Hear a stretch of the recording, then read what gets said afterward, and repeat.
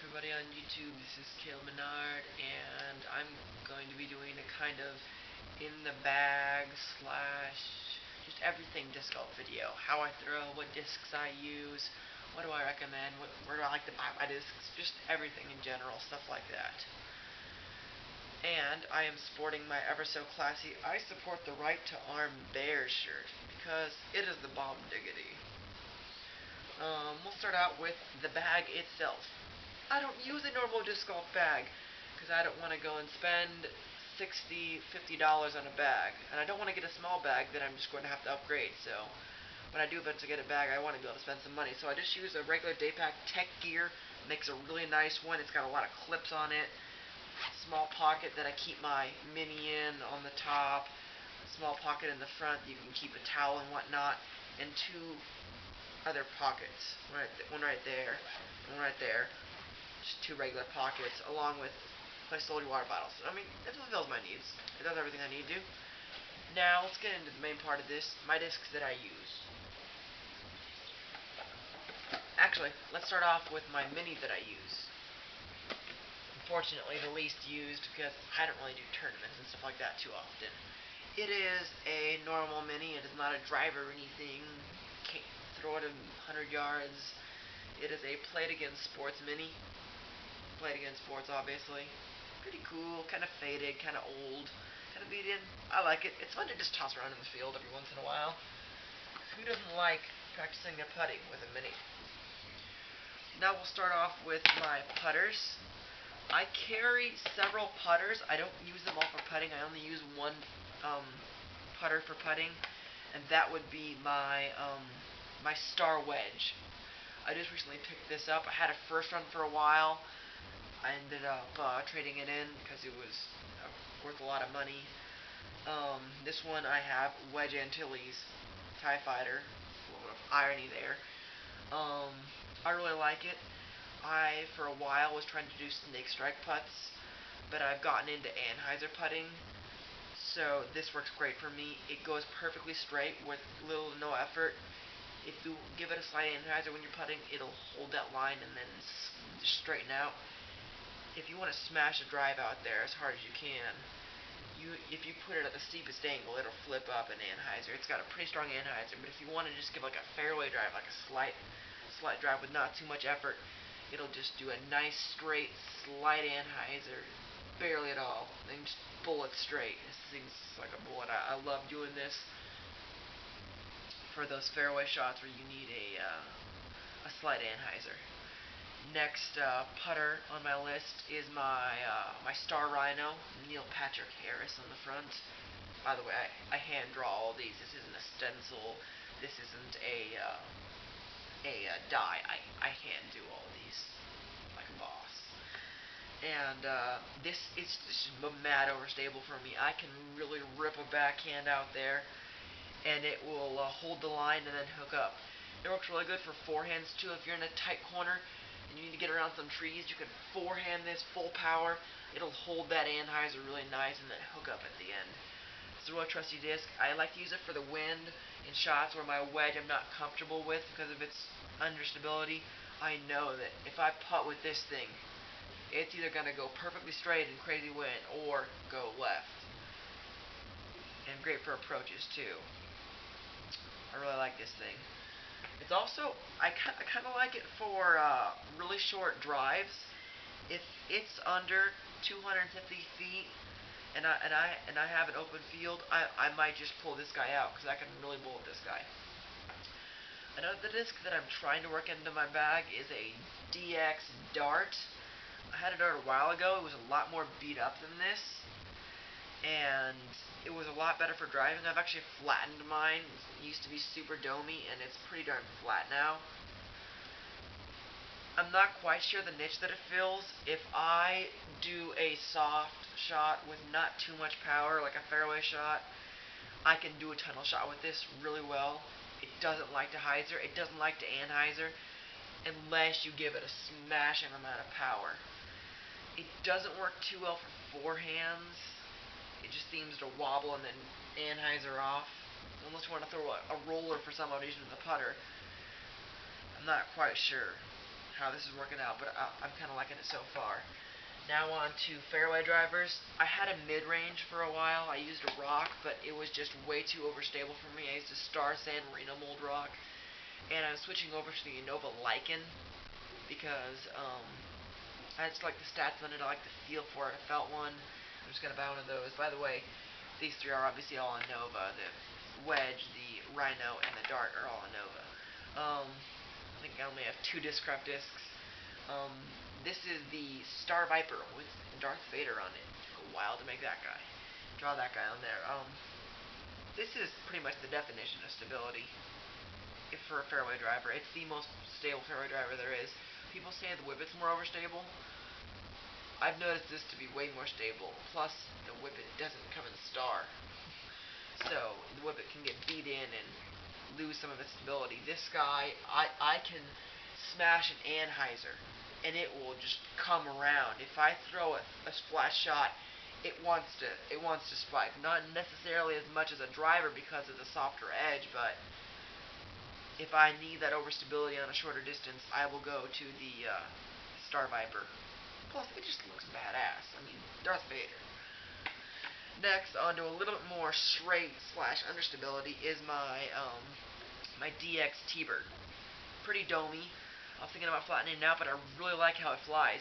If I give it a really hard backhand or really hard forehand, it will S-curve, depending on how hard. If I really smash a backhand, I can get it to Anheuser out pretty good and do a hyzer flip. But otherwise, it just does a nice S-curve. If I give it a little bit less power, it just barely Anheisers, goes really straight, and then hyzers out at the end. So it's really twisty disc.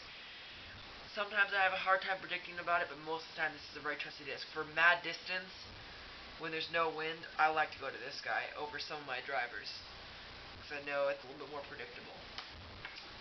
Now on to my drivers. Understability. What do I throw rollers for? Enough said.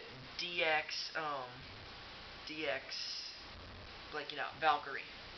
This is the definition of understability. I've had it for a while, a little bit beat in, not too many nicks, but this thing, if I throw it with a fan grip and give it any power at all, it will roll off into an Anheuser. If I know I need to throw that roller, if there's streets everywhere, I can use this guy.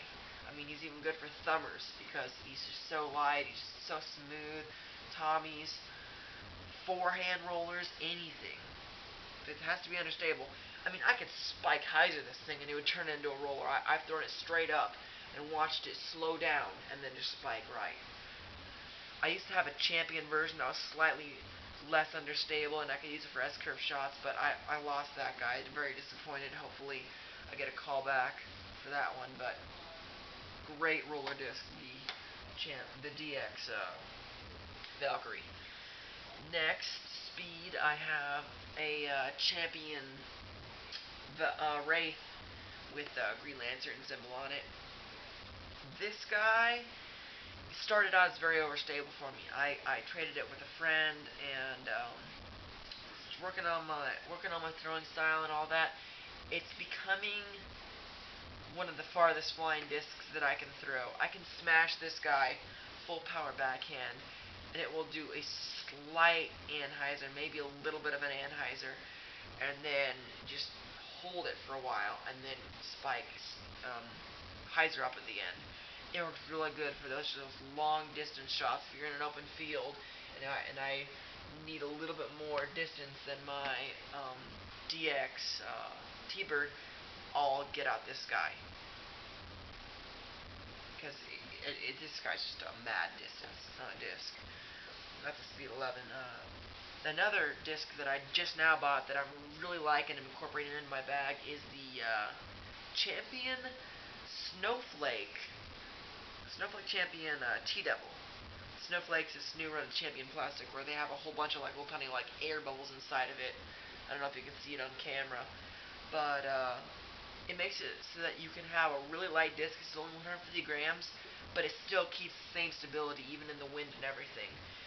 But this guy is just so straight. I mean, with -2 and 1, you can't expect much less. I can smash this guy and know that he's just going to go perfectly straight and a slight fly hyzer. So if I have a long distance tunnel shot in mind, I'll just throw this guy. Backhand, forehand, doesn't matter. This guy's a bullet. On to a little more stability, I have my Elite Z Discraft Surge. Not the Nate Doss edition, unfortunately, so it's not quite as cool. But it's got Batman on it, so it kind of makes up for it. This guy is pretty darn overstable. I've only turned him over one time, ever, and I've had this guy for a while now. I also have a backhand, and it'll go straight for a while, absolutely no anhyzer, and then a really soft hyzer at the end. It's not like a spike, it's not like a huge hyzer, it's just a soft hyzer, but it's got a bunch of hyzer. You cannot make this thing anhyzer. It's got a 1.8 for stability, so I mean, it's got more stability than a nuke. It just doesn't like to spike. I mean, if I throw a slight hyzer on this, I know it's going to make a good curve around an object. A little bit more stability, the Elite Z Discraft Flick with happy face on it.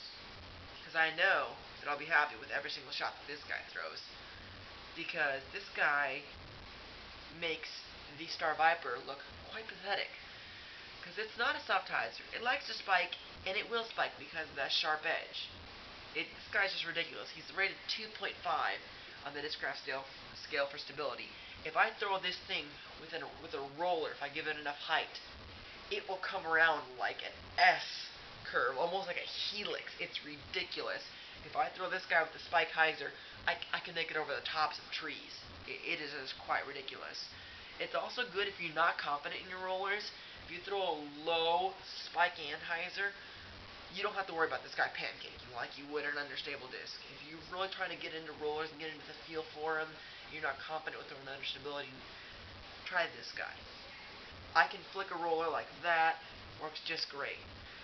But also what it's really good for is forehand, because it's got the wide rim, but it's not thick and beefy, so it's really good for forehand. You can put as much torque on it and it will not turn over.